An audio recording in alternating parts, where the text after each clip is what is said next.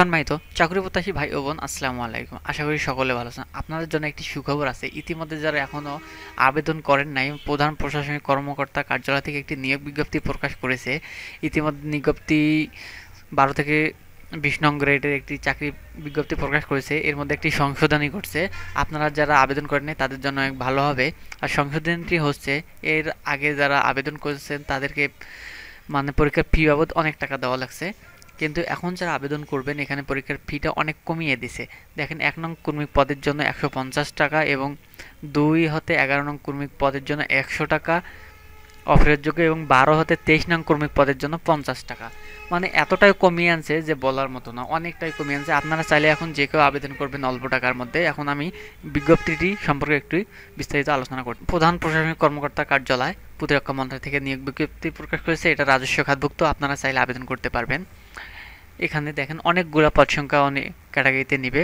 পরিচ্ছন্ন কর্মী 6 জন, মালি গার্ডেনার 5 জন, নিরাপত্তা প্রহরী 5 জন, লস্কর 1 জন, মেস ওয়েটার 5 জন, সহকারী বাবুর্চি 2 জন, আবার বাবুর্চি 4 জন, অফিস সহায়ক 53 জন। অনেকগুলো সংখ্যক লোক নেবে। ইতিমধ্যে যারা আবেদন করেছেন তারা তো করেছেন, আর যারা করেন নাই তাদের জন্য এই বিজ্ঞপ্তিটি। ফটোকপি অপারেটর 1 জন,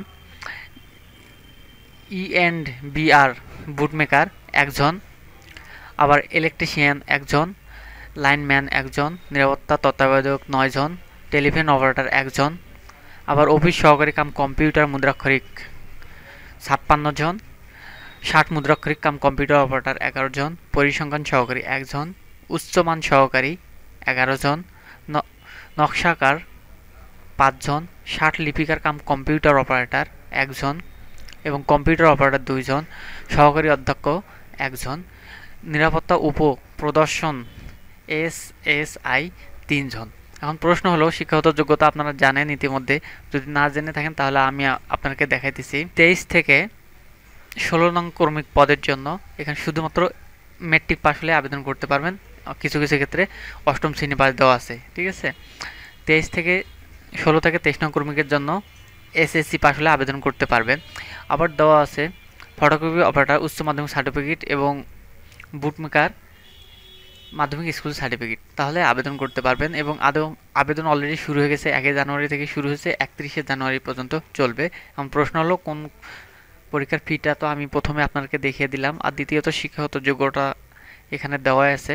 আর অফিস সহকারী কাম কম্পিউটার মুদ্রাক্ষরিক উচ্চ মাধ্যমিক সার্টিফিকেট, টেলিফোন অপারেটরের জন্য উচ্চ মাধ্যমিক সার্টিফিকেট, নিরাপত্তা তত্ত্বাবধায়ক উচ্চ মাধ্যমিক সার্টিফিকেট, লাইনম্যান মাধ্যমিক স্কুল সার্টিফিকেট, ইলেকট্রিশিয়ান মাধ্যমিক স্কুল সার্টিফিকেট, এই যোগ্যতাগুলো লাগবে, তাহলে কিন্তু আপনারা আবেদন করতে পারবেন। আবার দেওয়া হচ্ছে অফিস সহকারী কাম কম্পিউটার মুদ্রাক্ষরিক উচ্চ মাধ্যমিক সার্টিফিকেট, সেই সাথে কম্পিউটার চালানোর দক্ষতা থাকতে হবে। 60 মুদ্রাক্ষরিক কাম কম্পিউটার অপারেটর স্নাতক আপনার যোগ্যতা লাগবে, তাহলে কিন্তু আবেদন করতে পারবেন।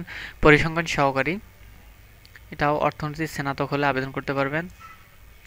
উচ্চমান সহকারী স্নাতক হলে আবেদন করতে পারবেন।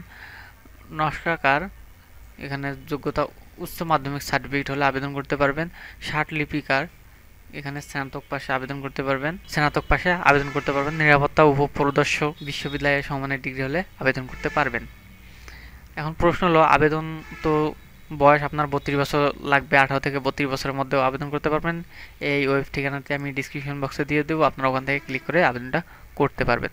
আর দ্বিতীয়ত, অনলাইনে ফি জমা না করা পর্যন্ত কিন্তু আপনাদের আবেদনটা সম্পূর্ণ হবে না। আর অলরেডি আবেদন শুরু হয়েছে, 1 জানুয়ারি 31 পর্যন্ত চলবে। আপনারা অবশ্যই আবেদন করবেন, তাহলে হয়তোবা যদি চাকরিটা পেয়ে যান আপনার ভবিষ্যৎ উজ্জ্বল হবে, এটাই আমি আশা করি। আর পরীক্ষার ফি বাবদ তো আমি আপনাকে দেখাইলাম প্রথমেই যে এই ফিটা লাগবে। আগে ছিল অন্যরকম, এখন নতুন করে সংশোধন করছে পরীক্ষার ফিটা, আপনারা আবেদন করতে পারবেন। তো বন্ধুরা, এই ভিডিও সম্পর্কে কোনো কিছু জানার থেকে থাকলে অবশ্যই কমেন্ট বক্সে কমেন্ট করবেন, আমি উত্তর দেওয়ার চেষ্টা করব ইনশাল্লাহ। এই ছিল আজকের ভিডিও। পরবর্তী ভিডিওর জন্য অবশ্যই চ্যানেলটি সাবস্ক্রাইব করে পাশে থাকা বেল বাটনটি ওপেন করে দেবেন এরকম সবসময় নতুন ভিডিও পাওয়ার জন্য। আজকের মতো বিদায় নিতেছি। পরবর্তী ভিডিওর জন্য সকলে সুস্থ থাকবেন, ভালো থাকবেন। আল্লাহ হাফেজ।